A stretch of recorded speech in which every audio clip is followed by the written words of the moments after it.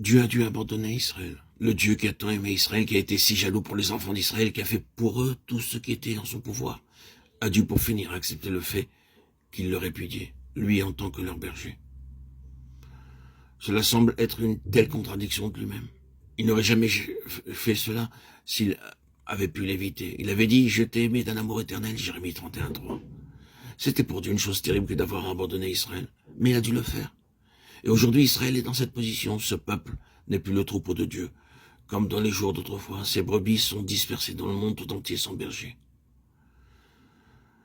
Le péché fatal du peuple d'Israël était sa répudiation de Dieu comme son berger. Les enfants d'Israël sont tournés vers d'autres dieux et firent d'eux leurs bergers. Ils ont écouté leur voix et ont répudié la souveraineté unique du Seigneur. Le grand chapitre d'Ésaïe 53 montre leur attitude à l'égard du berger. Un mot ressort de ce chapitre. Nous étions tous comme des brebis errantes, et il montre ensuite comment Israël a traité le berger que Dieu lui avait donné. Il est impressionnant de remarquer que l'apôtre Paul relève ce fait dans sa lettre aux Romains. Mais tous n'ont pas prêté l'oreille à la bonne nouvelle, car Ésaïe dit « Seigneur, qui a cru à notre prédication » Romains 10:16. Israël a refusé de croire au message des prophètes, et ce message tout entier montrait Dieu comme le berger, Israël comme le troupeau de Dieu.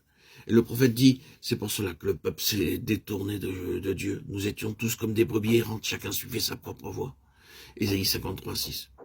Il se détourna de la voie de Dieu pour suivre sa propre voie. Et la propre voie pour ce peuple, ce fut de choisir des bergers autres que le Seigneur. Il est aussi impressionnant de remarquer que ce passage du psaume 95, dont le verset 7 commence par ces mots, « Nous sommes le peuple dont il est le berger », continue par exprimer ces paroles étranges. « Aujourd'hui, si vous entendez sa voix, n'endurcissez pas vos cœurs. » Nous sommes le peuple dont il est le berger, mais les brebis peuvent avoir le cœur très dur et refuser d'entendre la voix du berger. Ainsi, il dit à ces brebis d'autrefois, « Aujourd'hui, n'endurcissez pas vos cœurs. » Savons-nous que ce mot lui-même est cité au moins 3 fois dans la lettre aux Hébreux? Aujourd'hui, si vous entendez sa voix, n'endurcissez pas vos cœurs. Hébreux 3, 7, 8.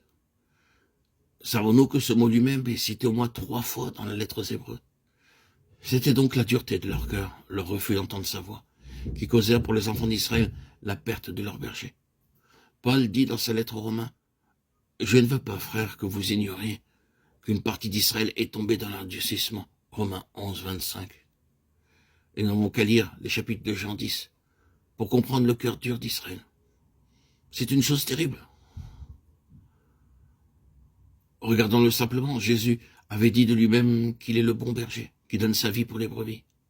Il avait dit, je leur donne la vie éternelle, elles ne périront jamais. Nous avons là toutes ces choses merveilleuses qu'il dit de lui-même, leur berger et de ses brebis. Et avons-nous remarqué ce qui arriva ensuite? Les Juifs furent de nouveau divisés à cause de ces paroles.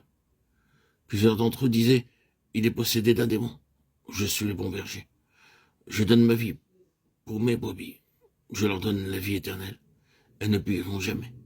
Il a dit toutes ces choses merveilleuses et belles, et les Juifs disaient, il est possédé d'un démon.